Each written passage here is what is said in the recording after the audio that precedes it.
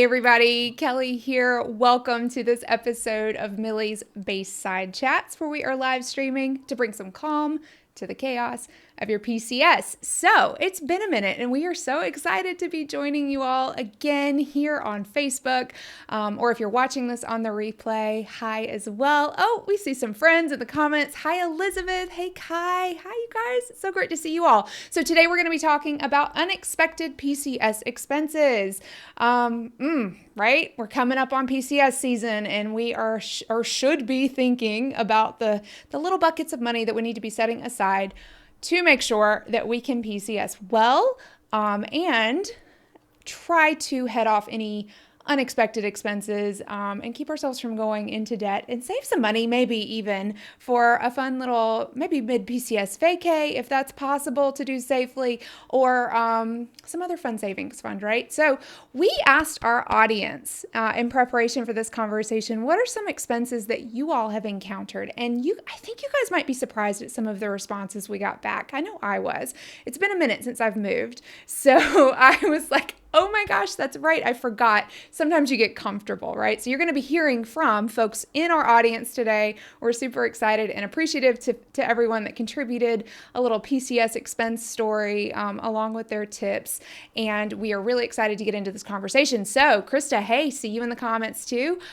Looks like you've got 3 weeks to pack out. Okay, friend. Tell us, how are you saving? So let us know in the comments if you are watching.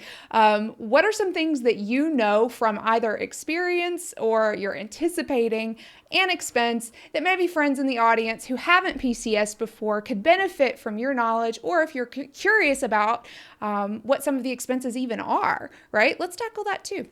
So, lucky for you, it's not going to just be me today talking at you.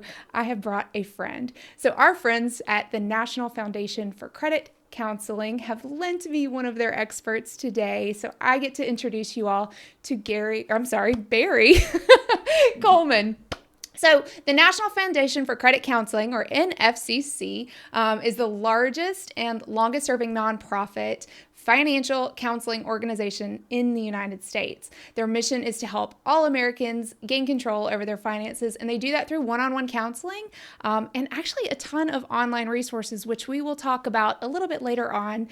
So be sure to stick around to the end when I give you guys a tour of all of the awesome things that they have to offer.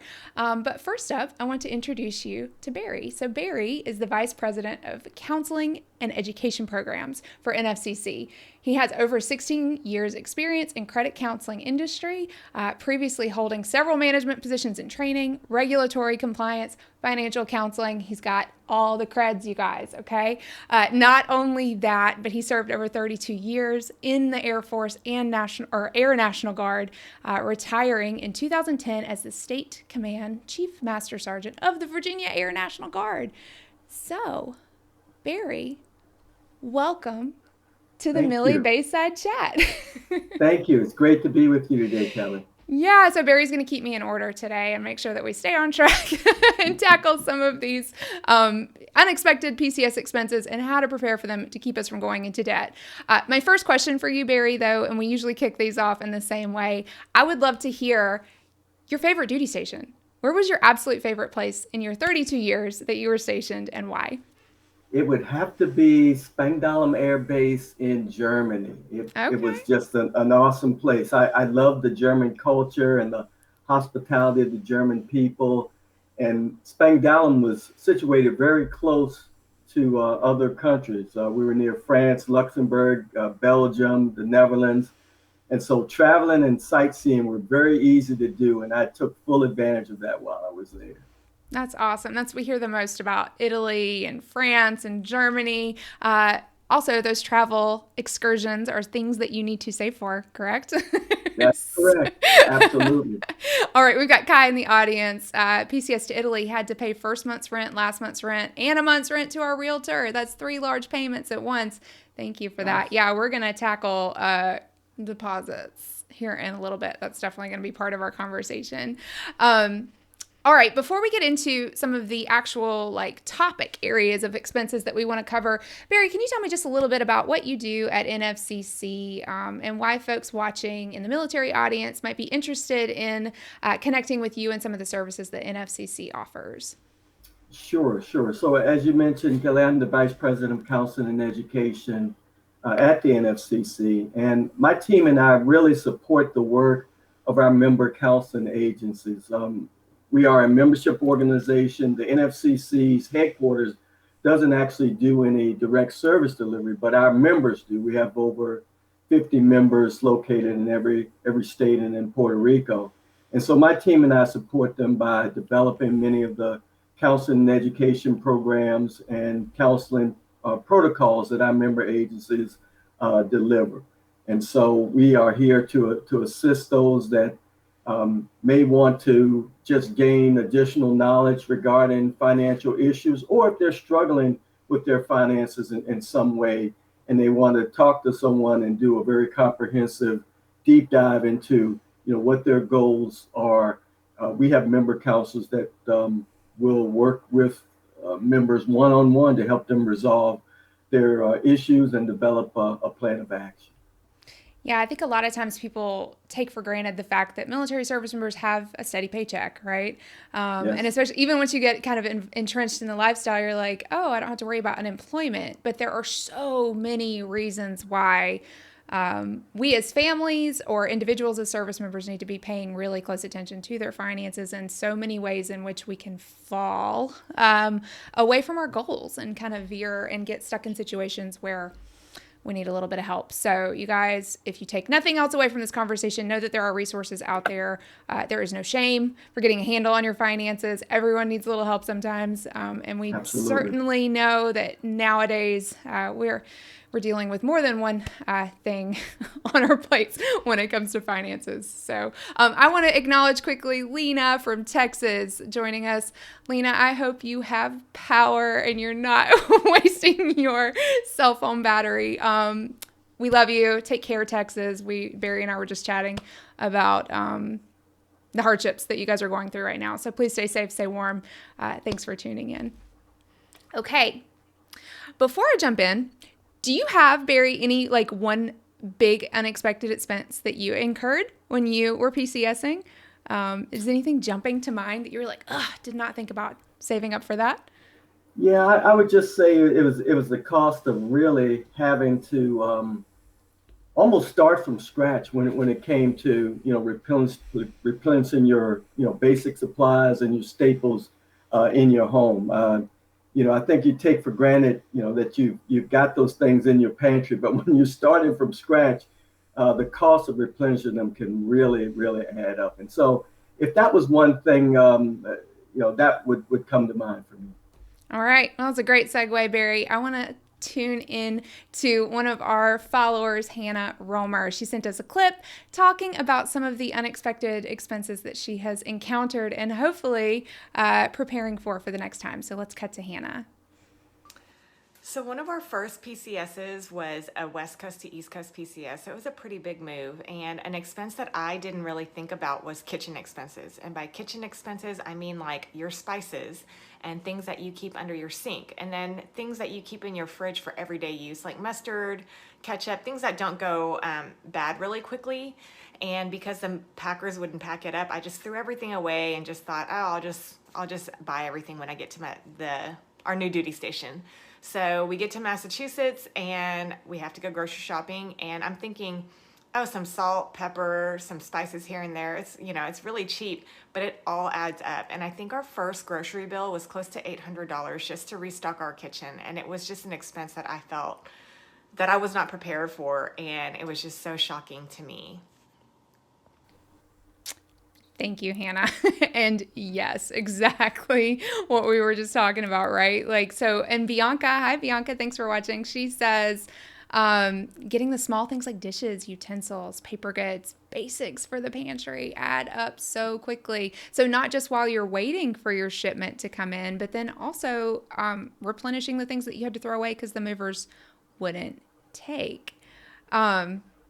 What do you think? What are some tips, Barry? How can we help mitigate having to kind of take that all at once, right? Doing that grocery shop that's $800 once you get there. What are some things we can be thinking about ahead of time before the move? Yeah, absolutely. So, I would say, planning really is key. So, months prior to the move, I would recommend that members be careful and not spend too much on some of those kitchen staples, ahead of their move, and maybe start, putting the money that they might spend on some of those things away into a little fund. I would say avoid buying, more than you would use in your remaining time, so you don't have to throw things out. Perhaps buy smaller size bottles of condiments and spices and that type of thing, and avoid buying anything that you would not want to have to throw out or that you can't move to your new location. So it's really, thinking ahead and planning ahead, and cutting back and saving a little bit ahead of time, and then you can spend that when you get on the other end. Right. So no trips to Costco, you guys. Like, Yeah. if you are PCSing this summer, you should be done with Costco at this point. You could go ahead and turn that membership in. Sure. Don't do the big thing. Yeah, I like that about ketchup. We were talking like, oh, what if you could just bring home extra ketchup from? I mean, it's kind of weird, but also not. Like, it's actually pretty smart. And then also the time that you're kind of nomadic. Right? Like, we forget about that too. We think, oh, it's fine. The movers will pack up. We'll be without our stuff for a couple of days. And then we get there. No, that's not the case at all sometimes. Like, sometimes it is like weeks and you're kind of living on your own, or you're eating like hotel dinners and things like that. So planning ahead, making sure that you have disposable things, that you didn't pack. Like, don't pack those, right? Use them while you're in transit. That's great. Okay, we've got tons of comments. I want to come back in here. Regina, hi Regina. She says, I see so many young soldiers and their spouses getting caught in the credit card trap. So let's sit there for a second, because I feel like a lot of times food very quickly becomes an essential, and we tell ourselves, okay, this is an emergency. And then we could fall into the trap of spending that $800 on replenishing our pantry on a credit card. So what would you say to that, Barry, when someone says, no, I have to put it here? Yeah. And I think that's where budgeting, really comes in, creating a budget that fits within, the confines of your financial situation, and sticking to that budget. That was one thing that my wife really helped me with. She was really a stickler for budgeting and sticking to a budget. And you know what? It really does pay off. I think another thing you can do is just, be careful when you have to spend your money wisely. Take advantage of sales. One thing that I've gone accustomed to, even in retirement, is that I will ask for a military discount in a minute. Even if even if it's in a place where I don't think they have a military discount, I'll ask anyway. And I've been surprised a few times to find out that there is a discount, and every little bit that you save really helps. And so, that credit card trap is an easy one to fall in, but it's very, very difficult to dig yourself out once you get in over your head. So I would encourage, our members just to be really careful with that. Don't charge things that you can't immediately pay off, in your next paycheck. And so that way, you can avoid getting into trouble that, we see happen so often to, those both inside the military as well as outside. Sure. Yeah. I mean, it can go back to like everything that we do at MILLIE specifically is about planning and forward thinking. Even before you have orders, we want you to go ahead and start understanding the duty station that you're moving to. What's the local economy like? What are the things you need to know before you even start packing your bags, right? So budgeting falls very much in place and in line with that. So we want, just if anything else, we want you guys to start thinking about, okay, how much should I be allocating towards daily meals as we travel? What kind of things can we carry with us, right? So Hannah, who also contributed our clip, is tuning in. Hi, Hannah. Thanks so much. She says they pack things in a big cooler and drive some of the food across the country. I've done that. I do have some spices that are hard to find, right? And so I want to make sure that I take those with me. I have tried to pack them before, and they often spill into whatever box they're in. It may not be a kitchen box. One time it was in a bathroom box, which was just weird. But That's how it gets packed, y'all. So just plan ahead, right? Yes, absolutely. Plan ahead. Krista says, oh, I love the idea of saving money on the front end. When you're saving on not buying new stuff, you'll end up having to throw away anyway. Yep, that's it. Just plan ahead. Think every time you go to the store. Will I be done with this in 4 months, 3 months, 2 months, 3 weeks? Krista, in your case. And if not, am I okay to throw it away and buy it again on the other side? And that should be driving most of your decision purchases from here on out. That's great. Do you have anything else to add on pantry staples or kitchen supplies, Barry? I'm sure this was totally your domain. No, I think those are wise, tips to follow. Awesome. And I love the idea. If you can pack it, put it in a cooler, and travel with it, that's something that you don't have to replenish when you get to your next station. So that's a great idea. Oh, yeah, for sure. Okay, cool. Let's move on. We want to hear from Nikki Cahill now. She's one of our scouts, and she has another type of unexpected PCS expense. An expense that has come up for us in almost every single PCS we've made over the last decade has been hiring a cleaning company to come in and perform the full move-out clean of the property that we were renting or living in. That's an expense that we, in our experience, found ranges from $250 to $500. Depending on the property, you might also have to budget in for carpet cleaning on top of that professional move out clean. And so we also ask a lot of questions of the landlord. When do these things need to be done? Is it something that has to be done previous to the move out inspection? After? Is it part of the lease that a certain amount of our security deposit will be automatically deducted if the landlord chooses to just have that done? Flexibility is key in that. We had a move kind of go sideways on us. The moving company got delayed and we had to cancel a carpet cleaning company. So we lost a $150 deposit right at the start of our PCS and still had to have that service done. So hopefully everyone knows, plan, do your research, get a company that will be somewhat flexible and include it in your PCS expenses. Yeah.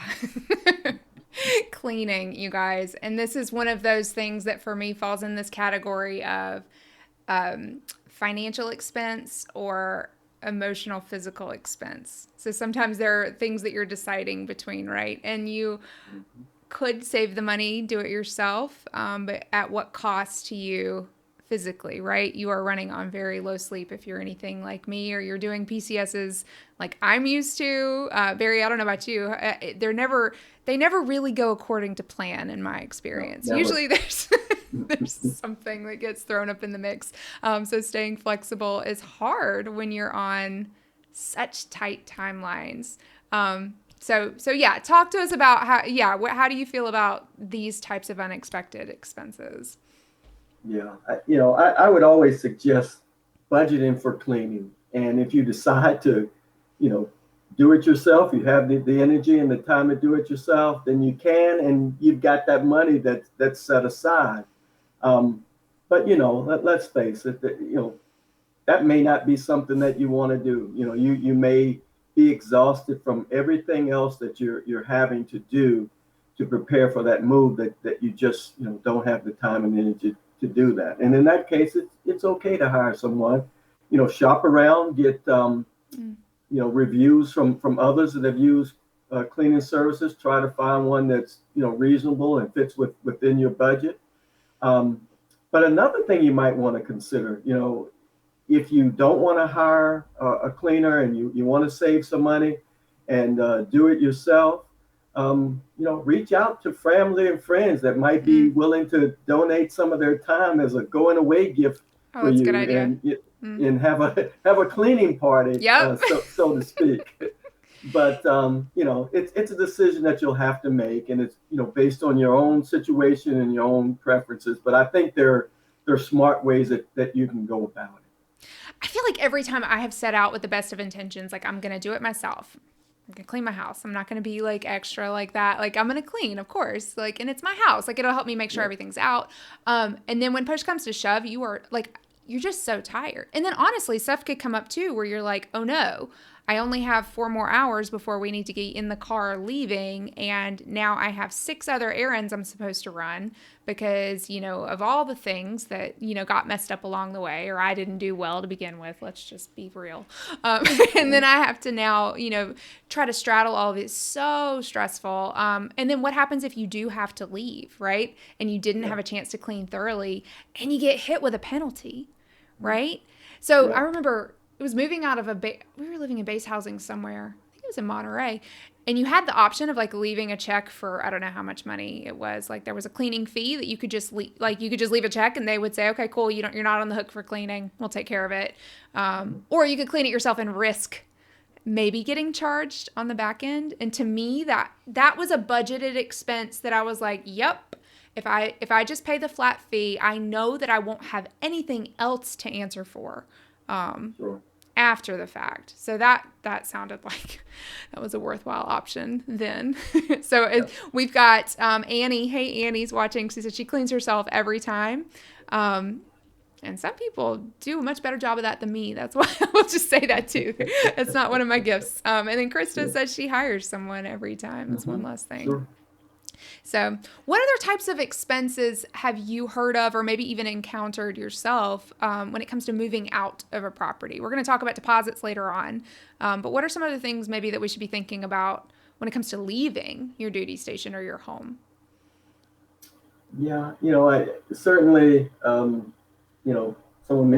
mentioned carpet cleaning. That certainly comes up. I mean, that could be some physical damage. Maybe you accidentally punched a hole in a wall, somewhere, and that needs to be repaired. And so, typically you can do those things yourself, but occasionally you might have to hire somebody to do that. And I think that's just normal wear and tear that you sort of have to plan for. I love how you're just casually if you accidentally punch a hole in the wall. Yeah. Is that an experience? No, moving furniture would have sometimes very easy to put holes in the wall. That's funny. Okay, we'll go with that. Krista brings up a good point. She says sometimes the housing office or your landlord will require proof that professionals cleaned it in order to return your deposit. So that's a great thing to keep in mind and to be thinking about. And this goes back to over communicate, plan ahead. So make sure, like Nikki mentioned as well, make sure that whatever's in your rent stipulations, whatever's in your lease, it is a clean out, a move out clean covered already. Have you already paid for that? Right? Go back and read your documents and make sure that you're not doing extra work and that you're doing everything according to the stipulations. And y'all, it's hard. We do this so frequently that we just forget, right? Or we forget to go back and revisit things. So I definitely like that advice. Great point, Kelly. One of the items on your checklist should be going back and reading that lease. I like that. Ahead of time to see if there's something hidden there that you just didn't pay attention to when you first signed it. Elizabeth is coming to your defense. She said, my husband tripped and his hand went through the door. He tried to catch himself. It does happen. It happens. Thanks, Elizabeth. Okay, that's great. If you guys have other tips about moving out of your home, go ahead and drop them in the comments. We'd love to kind of compile all of these too, to keep the conversation going during this broadcast and beyond. We love to have these sorts of conversations available to folks as an archive on our YouTube channel and here on our Facebook page. So you guys feel free to contribute all of your nuggets. We're really excited to hear them. Oh, Elizabeth actually brings up another point, car expenses. Make sure your car is ready to PCS. Yes. Let's talk about cars for a second, Barry. You strike me as a car kind of guy. What should we be thinking about in order to make sure our vehicles are ready for that PCS trip? Certainly the basic maintenance, has my oil been changed recently? Has the car been aligned? How are the tires? Do I need to replace the tires? How are the brakes? All of those things that are so important. If you're driving across the country, you certainly want to make sure that you have a safe vehicle to transport you and your family. So you definitely want to have your car serviced, maybe a thorough service that you do periodically, once or twice a year. That includes all of the basics, hoses and all the main things looked at. because you don't want to break down. You certainly don't want to break down. That'd be another expense added to that move. So. Right. Yeah, I hear often, and I hate how often I hear this, is of people that rent like a U-Haul or like a, a trailer truck that you drive, and how often those break down. So, I guess make sure that you're asking about maintenance records on the specific vehicles that you're renting if you're doing a Diddy move, a do-it-yourself move. Be sure to look into that as well. And what's crazy is that usually it seems to always happen on the side of a mountain. I'm not sure why. Oh gosh. Right? I see these stories all the time. So you guys just look into it. Not trying to scare you. Just look into it. Make sure you're comfortable driving that truck on a mountain. Yeah, and many of those rental truck services offer breakdown service or whatever. But you want to make sure you've got the documentation close at hand, so you know what numbers to call if you need to reach someone in an emergency like that. Sure. And then also the roadside kits and things like that. Y'all, it's all the things, you guys, just all the things. Krista brings up a good point too about vehicles. Insurance rates can vary from state to state, and registration, safety inspections may be required. Yep, we have those here. We're in North Carolina, and we have this odd annual inspection that we have to do every year. It's something that we usually wait until we get here to investigate, but it definitely does affect our budget. Those are things. It absolutely does. Yeah. Great points. Y'all keep them coming. I love this. This is great. Okay. Wait, Annie says furniture selling or buying. Oh yeah. We are going to touch on that in a minute, but yeah, furniture selling or buying, because the houses change size. They tend to do that, unfortunately. All right. Actually, that's a great segue, Annie. We're going to roll right into hearing from Shannon Razadin, our good friend over at Military Family Advisory Network. Hey, Nfcc and Millie. Thanks so much for having me. I'm Shannon Razadin with MFAN. My family learned the hard way that you do not get rid of items that are damaged during a PCS. It is really important that you keep them for the claims process. Unfortunately, when we moved from DC to where we are right now in Newport, Rhode Island, we had some large furniture pieces that we found out later were thrown out the window and not always caught. And so these items were damaged beyond repair, and because we didn't have a good place to store them, and at that time, 4-month-old and a 2-year-old running around the house, we're going to get rid of these pieces. We took a ton of pictures, documented what we thought was enough for the damage claims, but we found out later that they needed to put eyes on, and it wasn't enough, and we did not get what we were hoping to as far as the reimbursement process. So that was surprise number one for my family. And the second was we moved from a home with central air to one that is very old and has very little insulation in July, and it was hot. So we had to go to the store and get AC units, a cost that we were really not expecting. And I think something that catches people off guard when you move places, especially if they're different climates. You hear people moving from Alaska to Florida. I mean, you have to think an entire new wardrobe in a lot of cases, which obviously is not part of the reimbursement process. So those are my 2 big takeaways from my most recent move. I hope that information helps other people. And thanks again, Millie and Nfcc, for doing this. Appreciate it. I was taking notes. Shannon brings up so many good points, and I want to hit them one by one, because not only is it they're important things, but some of them they're really timely right now, specifically today. So let's talk about claims first. How was your experience with PCS damage claims, Barry? Did you? Yeah, I didn't. Fortunately, I didn't have much damage. I had a few glasses and things like that broken, but really nothing to really speak of. And so I was fortunate in that way. But certainly I've heard horror stories that the others have had about items getting lost, or just major damage to very expensive items, and certainly that can occur. It's a tricky thing. So I have, and maybe I'm just super picky about things, but I have had not great experiences with the moves in general that we have had. And it might actually be maybe it was better during a certain era. That's a whole nother Bayside chat. But there are a lot of things that we needed to replace that were beyond functional, right? You expect dings and dents and scrapes. And, there are we move a lot. It happens. Like, stuff gets damaged. But when it's beyond functional, Shannon's right. You have to hold on to those pieces. So that's actually a huge consideration, especially if you're really trying to pursue the claim on the piece, because you have to replace it, or because it was important to you, or you need it repaired, or whatever the case is. You have to still store it. And what if you don't have the space for that? Does that also then look like going to get a storage unit? Sometimes the expense there could be emotionally just letting go of that piece, right? So we're talking about budgeting your finances, but I think it's also a conversation to have about budgeting your sentimentality and your emotional connections to some things, just given our lifestyle, right? It's a time investment as well, because if you're going to pursue a damage claim, it's going to cost you time in your life. It is not an easy or a quick process.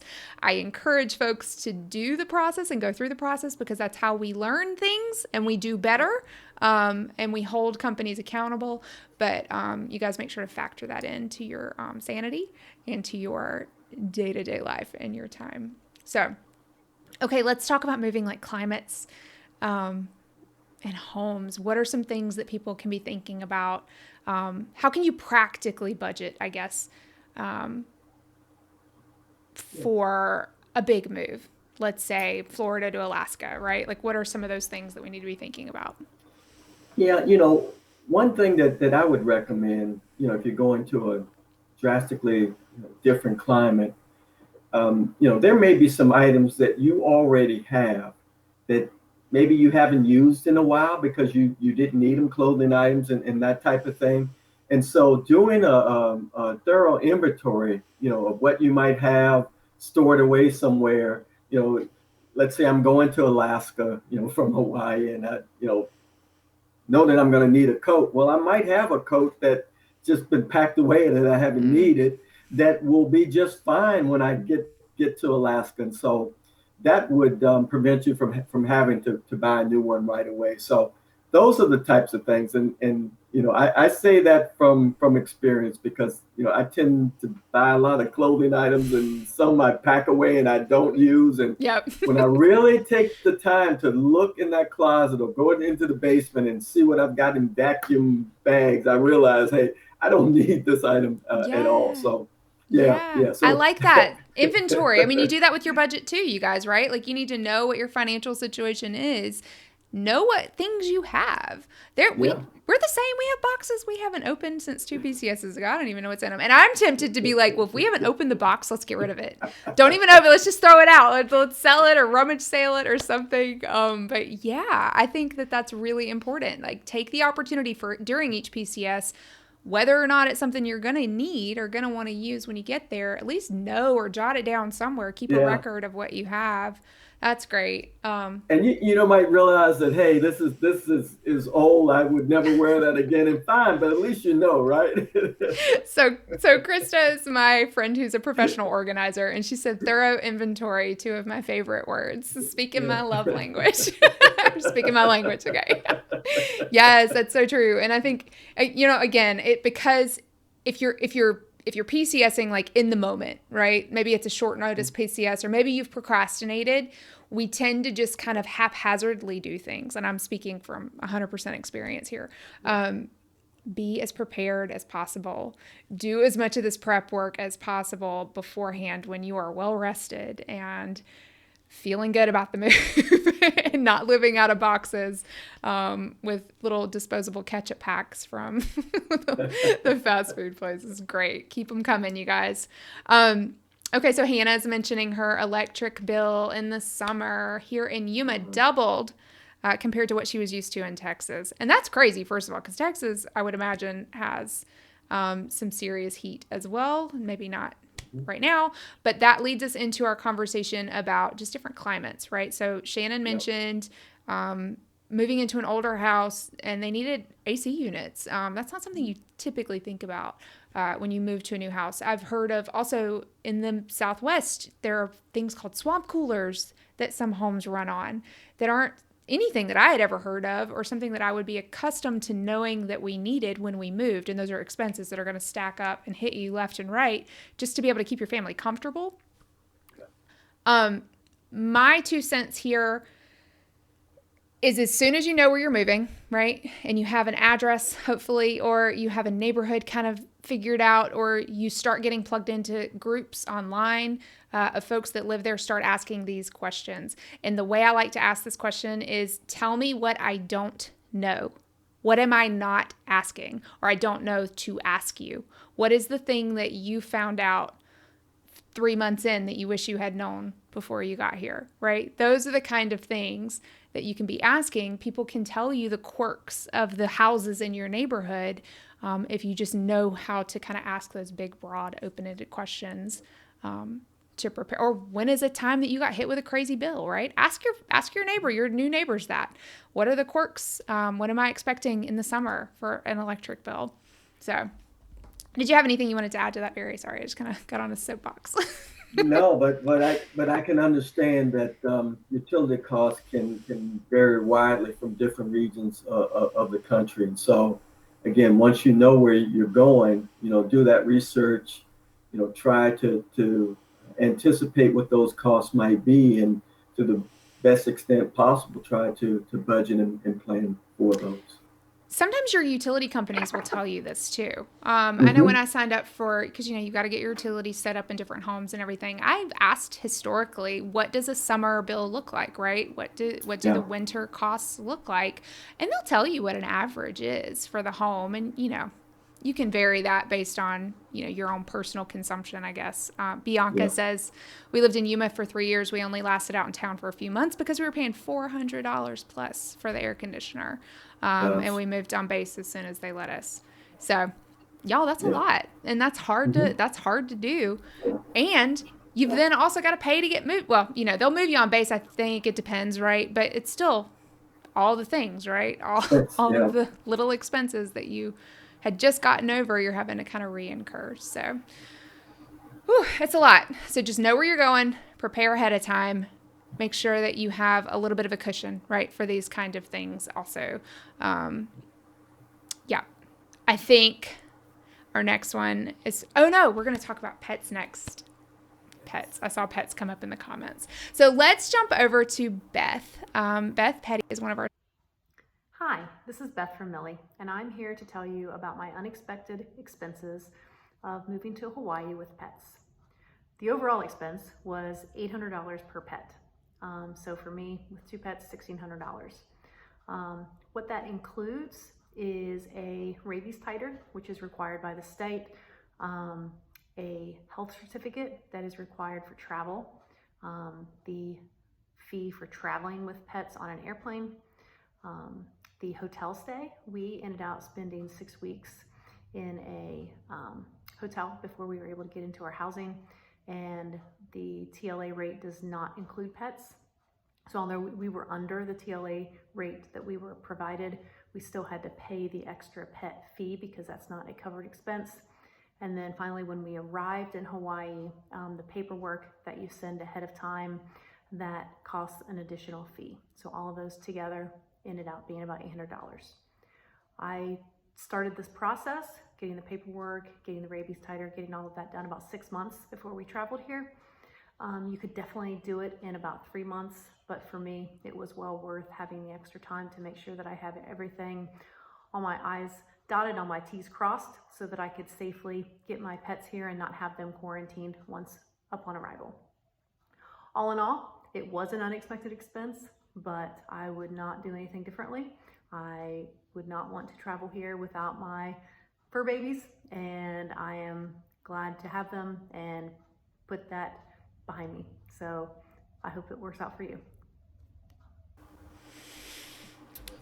Did you ever move with pets, Barry?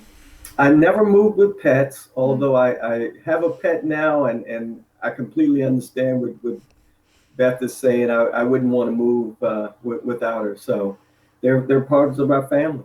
Yep, they are, and they are so expensive. Yes, I was thinking they are. we have a set of puppies now that are a budget item in and of themselves based on all the vet visits and the heartworm pit, like all the things, right? So they should be in your budget anyway, you guys. Yeah. But moving with them is a lot, right? So Yeah. Big expense.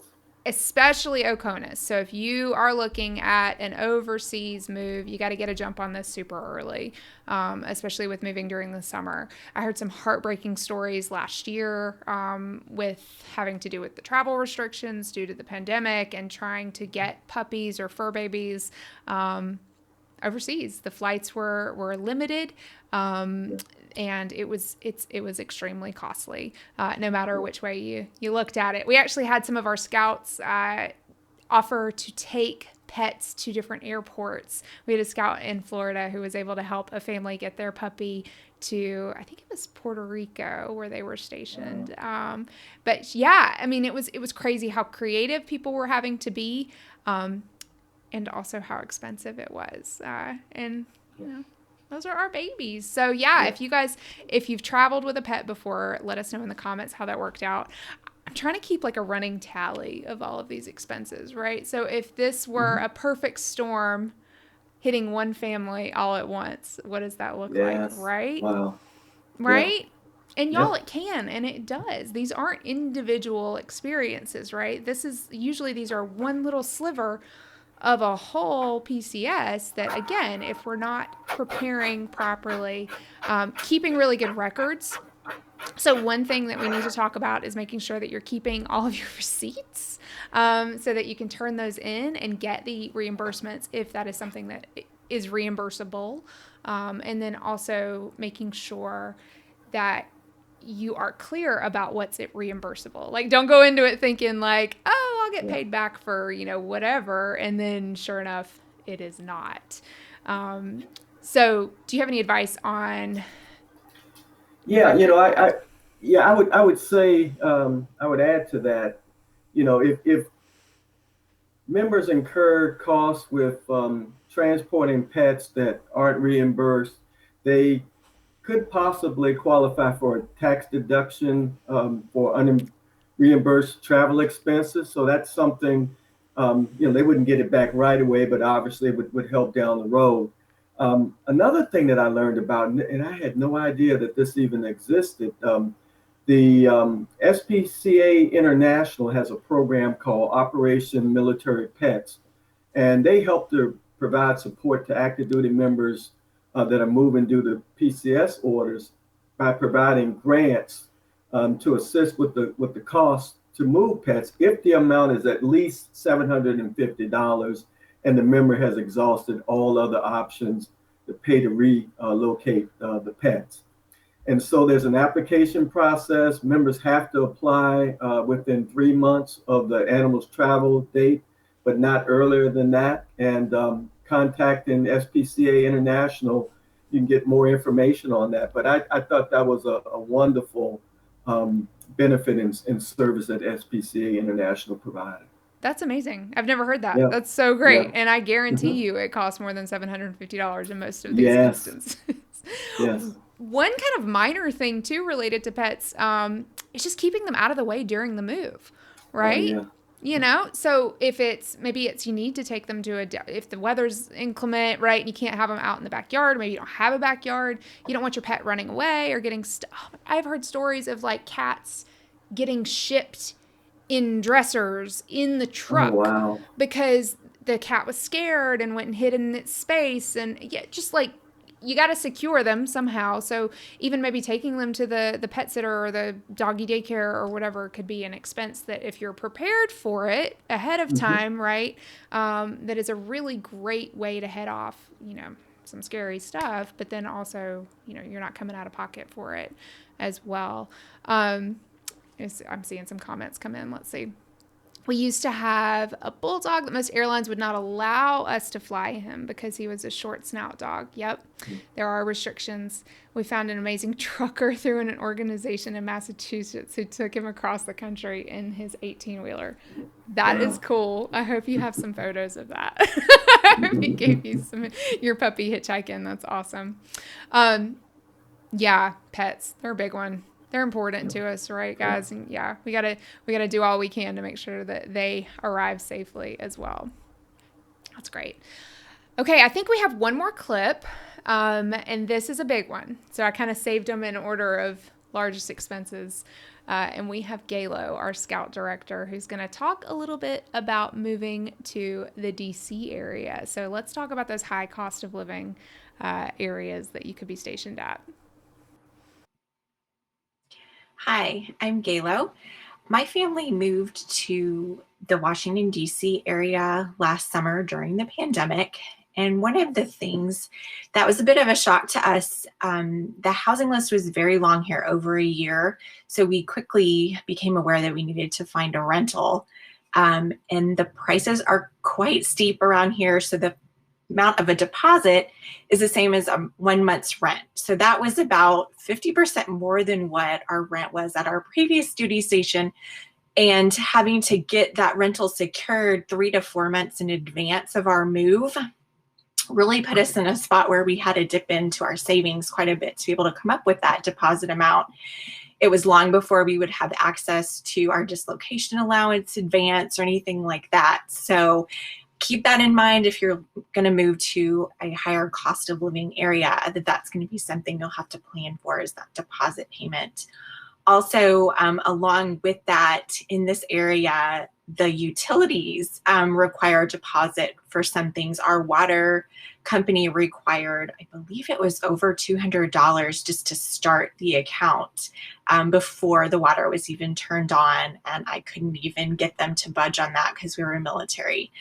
Some of the other utilities, we were able to use just our status as active duty military to get any sort of a deposit waived, but not for that water company. So keep those in mind. Hope this helps you out. I don't hear a grudge at all in her voice when she talks about that water company. Did you hear anything? No? No, not at all. So, Galo, thank you for sharing. I've moved to the DC area. Also, it is a lot. It's a lot. I like that she sprinkled in 2 things. So one, she brought up asking about military discounts, essentially. So the utilities actually probably operate under less a discount, more an entitlement, so to speak, of like, hey, we're going to waive this for service members and their families because we understand that they're, moving in under unique circumstances. So be sure to ask, you guys. Ask for those things. What is allowable? I mean, and also you need to know what your rights are under the oh gosh, I always get this wrong. SCRA. Help me out, Barry. The Service Members Civil Relief Act. Yeah. Yes. So what are some things that we could talk about there as far as making sure that we don't incur unnecessary expenses, let's say? Yeah. Again, I think it goes back to planning and, trying to anticipate what those costs may be ahead of time, so you can start saving as early as possible.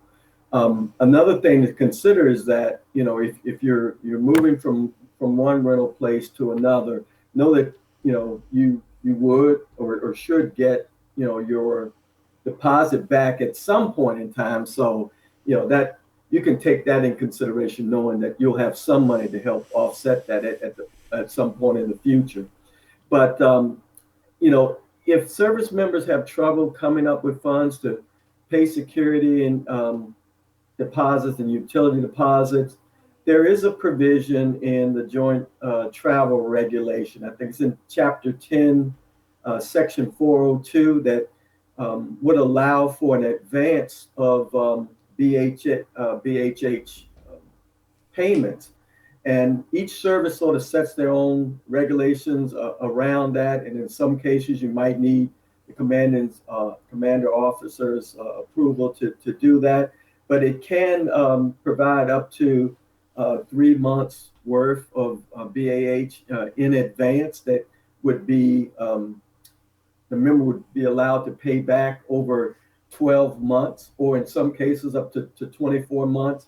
And it's a provision that not all senior leadership or administrative staff know about. So you might actually have to educate them on it. But it's in the Joint Travel Regulation. It's in Chapter 10, and it speaks about the process and what the limitations are to get an advance on BAH.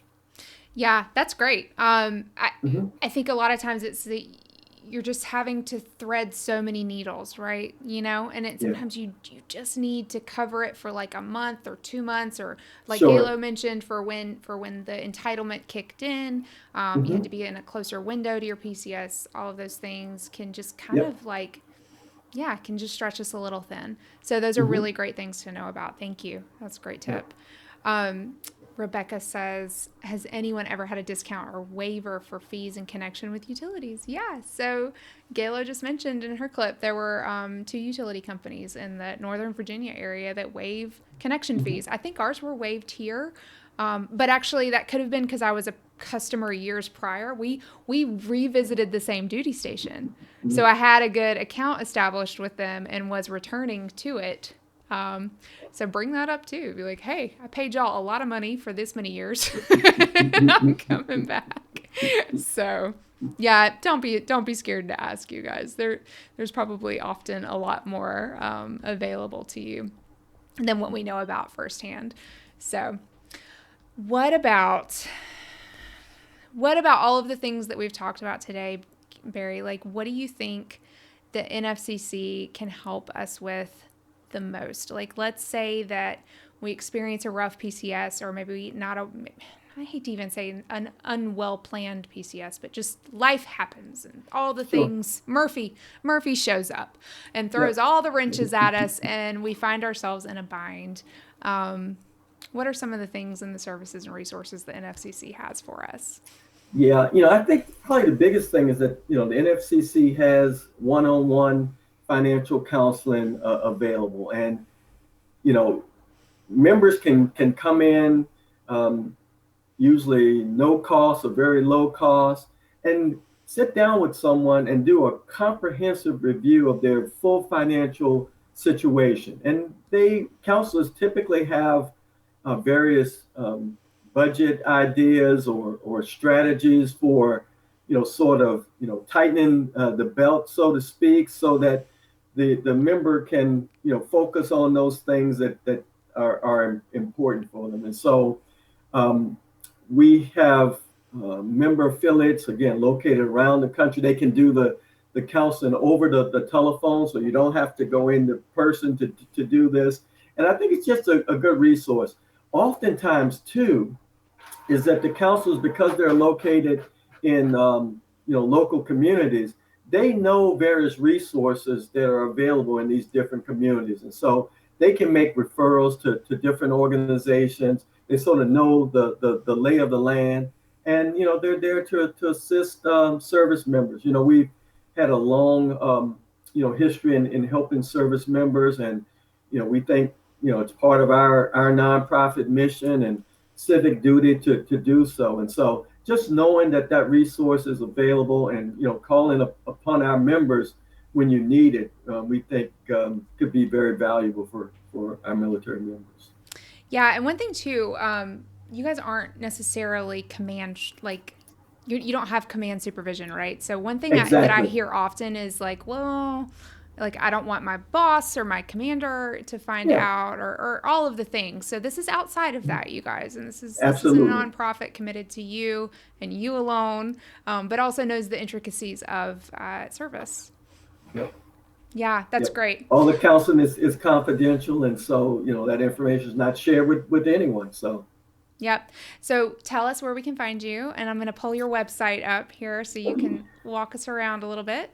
yeah, so this is our military and veterans landing page. Our main website is nfcc.org, but this tells a little bit about the services that we offer to our military members. We've been fortunate to have grants from some of the large financial institutions that have helped supported our military financial counseling programs. And again, we're available to help. But this site will give you some insight into who we are and what we do, and even some testimonials there to look at. And so I would encourage you to come to our site and look around. And if you need us, give us a call or reach out to us online. There's an online contact form as Yep. well where members can schedule appointments.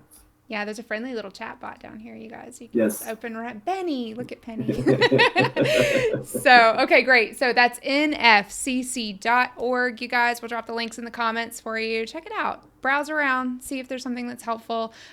More than anything, start wrapping your head around preparing for PCS. Yes. So I was keeping a rough tally. And if you were, let's say, the Smith family PCSing and encountered all of those things that we covered today, you could be looking at like $8,000 to $9,000 worth of unexpected PCS expenses. And y'all, that's not unheard of. Okay. So not to say that all of it wouldn't be figured out and covered in the end, but you just don't want to find yourself in a position where you're having to dip into your savings, or worse yet, rely on credit cards. So know what resources are available to you. And the friendly folks at NFCC can help us out as well. So Barry, any closing words? Do you have anything you want to leave us with? No, I'm just, thank you for allowing me to join you today. And I say good luck to those that may have a PCS move at some point in the future. And again, thank you for your service and all you do for our country. Yes, thank you too. Appreciate you. You guys, we'll see you again next time. Thanks so much, everybody.